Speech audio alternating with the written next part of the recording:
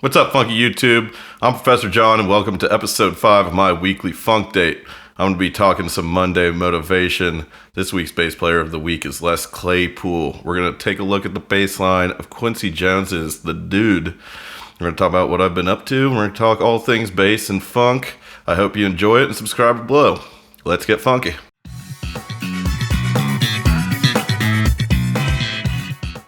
This week's Monday motivation is from Leonardo da Vinci. The quote is, "I had long since come to my attention that people of accomplishment rarely sat back and let things happen to them.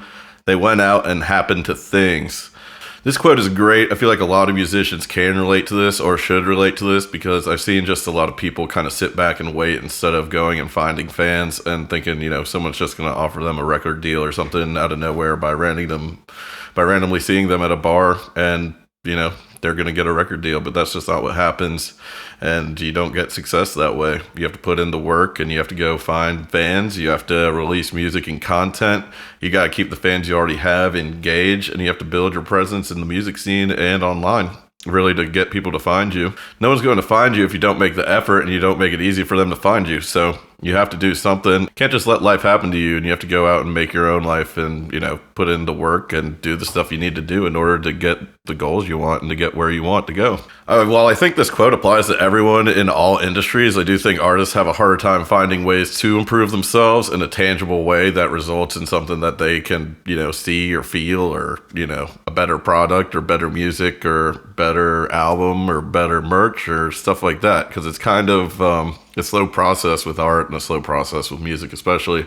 So it's not like you can do it as a normal person with a day job. Like, for instance, I'm an accountant for my day job, and there's plenty of ways to improve my skills or abilities. Like, for instance, I could study for the CPA or other certifications, take the test, and as a result, if I passed the test, I'd be a better candidate for the job. I'd move up in my career. I'd be working and letting, my life dictate what's happening with my career and stuff like that. But there's really no clear-cut way for an artist to do this, but they need to do it to still improve on their art, improve on their content, improve on their marketing, and improve on their engagement with their fans, because no one's going to do it for them, and this is what's going to lead to someone finding you. It's not just you sitting on your couch and playing some music for some people. No one's going to give you a record deal like that. You got to have fans. You got to be engaging. So you just need to make sure you do that. And really, if you're an artist or not in all your life, you just need to improve on what you're doing, get your abilities better, and make your life happen. Don't let life happen to you. And I think if you have that positive attitude and go into things like you're going to do it yourself and it's all on you, then you have the pressure to do it. You don't make excuses. You find a way to do it, and then you succeed. This week's bassist to listen to is Les Claypool, who is a singer, songwriter, producer, author, director, and actor. He's had a ton of different projects, his main one being Primus. Primus is definitely my favorite live band to see.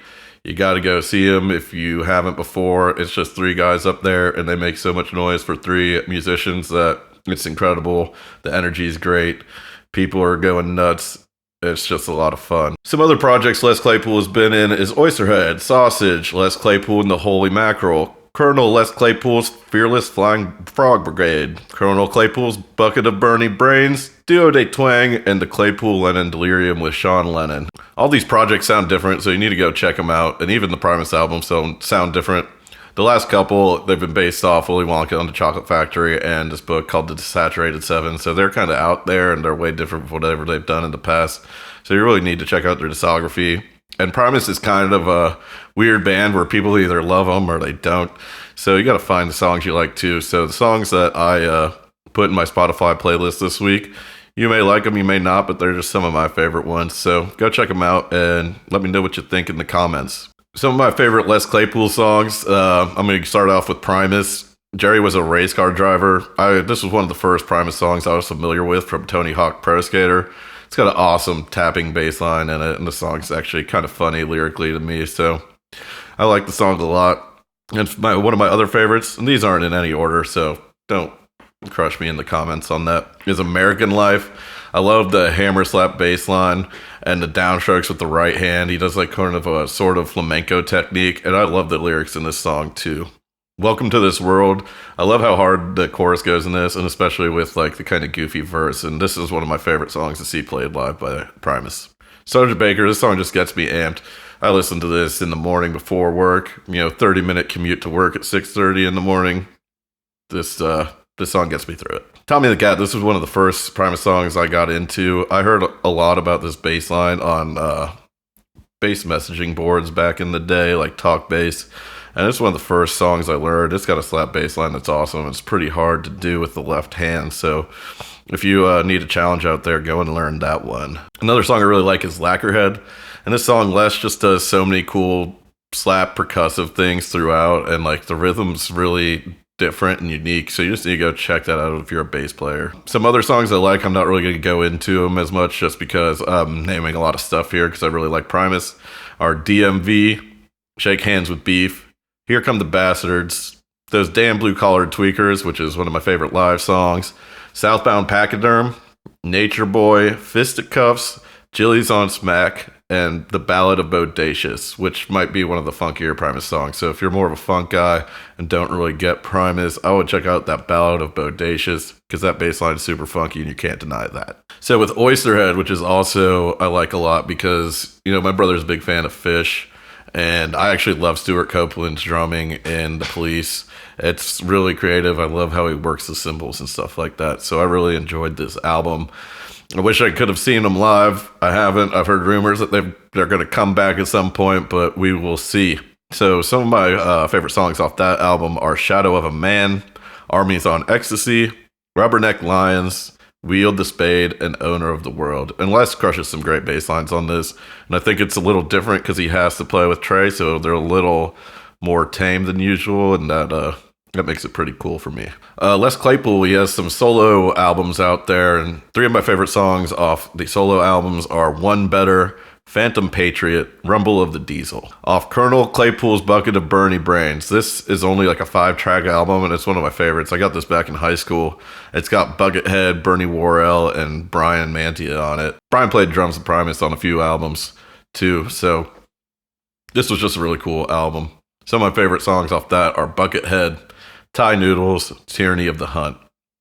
Off Les Claypool and the Holy Mackerel, some of my favorite songs are The Awakening, which is actually a cover of the Reddings' original song, and Delicate Tendrils. And I put the cover of the song in the Spotify playlist as well as all these songs, so if you need to go check them out in one place, the link will be below in the descriptions, so it'll be easy for you to listen to. Off Les Claypool's Frog Brigade, three of my favorite songs are Dee's Diner, Up on the Roof, and Wham-Ola. Wham-Ola actually became the South Park theme song after the original South Park theme song, which Primus did. Les Claypool also did the theme song for Robot Chicken. This week's bass line of the week is The Dude by Quincy Jones. This was released in 1982 off the album titled The Dude. This album was incredible. It was nominated for 12 Grammys, including Album of the Year, had 3 top 40 hits in the US. Even though The Dude is not one of them, it's one of my favorite songs of all time. It's got a pump, R&B, funk, jazz sort of feel to it. It's all over the place. The funky slap bass line you hear is by none other than Louis Thunder Thumbs Johnson, who I talked about in FunkDate episode 2. So if you didn't hear that one, go back and listen to it because Louis is one of my favorite bassists, and this song is one of the reasons why, really. I love how tasteful his bass line is. It's like a slow funk slap sort of thing that is just really deep in the pocket, and I love it.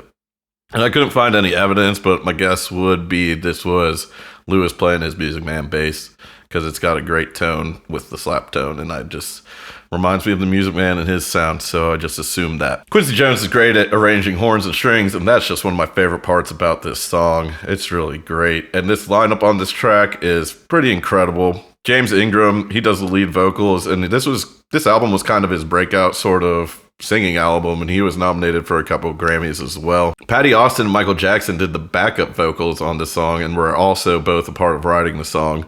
And Stevie Wonder played synthesizer on the track too. So this is an all-star lineup.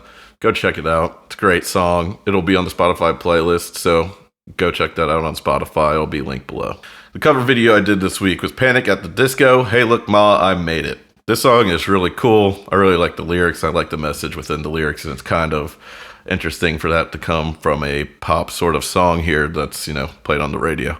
I really love the string and horn arrangements in the song, and they're just really incredible to me, especially, again, for being on pop radio. And I think the positivity of the song is pretty awesome, and it seems that Panic at the Disco has just been more positive in the later years of their career. When I was in high school, I looked at them as an emo, pop punk kind of band, so it's kind of interesting to see them change over time. I also watched an interview on a podcast called Your Mom's House. There's a couple comedians that have guests on, and Brendan Urie was on it, and I just really respected his attitude toward music and towards life, and he was a pretty funny guy. So I'll link that episode in the description if you guys want to check it out. Another one of the songs I really like of theirs is called High Hopes, which is also, I really love the horn arrangement on that, and it's kind of similar to this where it's positive. So I'll probably be making a cover video of that one pretty soon too, but go ahead and check out my cover of Hey Look Ma, I Made It, and leave a comment, let me know how it is. I'll put the link in the description. Again, this week I released the 7th song off my freshman orientation album, which is called Intergalactic Regulation System. This song was kind of the epitome of the space funk that I was going for on this album. It's got a very bouncy verse fingerstyle sort of bass part that has no real key center because it jumps back from G major to A major, which technically doesn't work in either of those keys if you use them as a key center. So it's kind of weird from the beginning, and it's unique in that regard. The pre-chorus kind of slows down the song and gives it a break between the verse and the chorus. And I'm just playing a G major chord to a C major chord and kind of just doing a run back to the G when I hit it. And then the chorus is straight space funk in E minor that slaps hard, and that's really what I was going for in this song. So enjoy it, check it out. I'll put a link in the description and let me know what you think. Again, for video games, all I've been playing is NBA 2K, and I haven't streamed anything, but I'm going to tomorrow on Tuesday, probably around 8 p.m. So come watch me play some domination on my team in NBA 2K. Maybe I'll jump on the park and wreck some people in the neighborhood as well. So we'll see how that goes. This week I don't really know what cover I'm doing, so if you got a suggestion, leave it in the comments below. I'm going to be uploading the 8th track off my freshman orientation album, which is called Elevated Fidelity, which is a melodic sort of smooth jazz song with an aggressive rock section. And again, if you have anything you want to see, have any covers you want to see, have a bassist you want me to talk about, have a bass line you want me to talk about, leave it in the comments. Make sure to subscribe below. Stay funky. Peace. Hey, this is Professor John. If you liked the video, give me a thumbs up below and leave a comment. Also, subscribe to my YouTube channel. If you're interested in some free music of mine, please check out my website, www.professorjohnmusic.com. Also, I'm active on social media, especially on Twitter and Instagram, so if you want to leave me a message there, I'll be sure to get back to you shortly. Alright, thanks, and stay funky.